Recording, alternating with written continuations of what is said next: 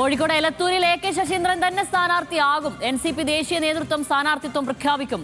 കോഴിക്കോട് ജില്ലാ പ്രസിഡന്റ് മുക്കം മുഹമ്മദ് അടക്കമുള്ളവർ ഉയർത്തിയ പ്രതിഷേധം പരിഗണിക്കാതെയാണ് പാർട്ടി തീരുമാനം. കുട്ടനാട് തോമസ് കെ തോമസും മലപ്പുറത്ത് KT മുജീബും മത്സരിക്കും. വിശദാംശങ്ങളുമായി അർജുൻ ചേരുന്നു. അർജുൻ, എലത്തൂരിലായിരുന്നു വലിയ കലാപം NCPയിൽ ഉണ്ടായിരുന്നത്. ബാക്കിയുള്ളിടത്തൊക്കെ ഏറെക്കുറെ തീരുമാനമായതായിരുന്നു. നിലവിൽ വിശദാംശങ്ങൾ.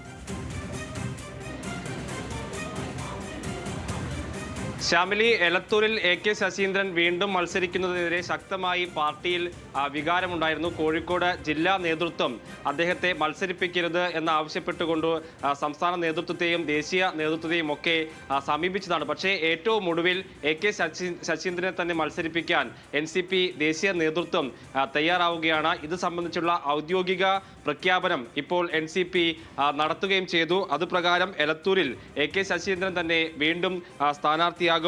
കുട്ടനാട് തോമസ് കെ തോമസിനെ വീണ്ടും മത്സരിപ്പിക്കാൻ NCP തീരുമാനിച്ചിരിക്കുകയാണ്. കോട്ടയ്ക്കൽ വിട്ട് മലപ്പുറം സീറ്റാണ് ഇത്തവണ CPIM NCPക്ക് നൽകിയത്. അവിടെ KT മുജീബ് സ്ഥാനാർത്ഥിയാകും. അങ്ങനെ NCPയുടെ സ്ഥാനാർത്ഥി പ്രഖ്യാപനത്തിലും ഒരു വ്യക്തത വന്നിട്ടുണ്ട്. അതിൽ സംശയമുണ്ടായിരുന്നത് എലത്തൂരിലായിരുന്നു. അവിടെ ഇതിനോടകം തന്നെ 7 തവണ മത്സരിച്ച 4 വട്ടം MLA ആയിട്ടുള്ള AK ശശീന്ദ്രൻ ഇനി മാറി നിൽക്കട്ടെ എന്നുള്ളതായിരുന്നു NCPയിലെ പൊതുവികാരം. അവിടെ PC ചാക്കോ ഉൾപ്പെടെയുള്ള മുതിർന്ന നേതാക്കൾക്കും അതായിരുന്നു അഭിപ്രായം. പക്ഷേ അതിൽ ദേശീയ നേതൃത്വം ഇക്കാര്യത്തിലൊരു നിലപാട് എടുത്തിരിക്കുന്നു. അത് AK ശശീന്ദ്രന് അനുകൂലമായിട്ടാണ്. വീണ്ടും AK ശശീന്ദ്രൻ എലത്തൂരിൽ തന്നെ മത്സരിക്കുമെന്നുള്ള പ്രഖ്യാപനം ദേശീയ നേതൃത്വം ഇപ്പോൾ നടത്തിയിരിക്കുകയാണ്.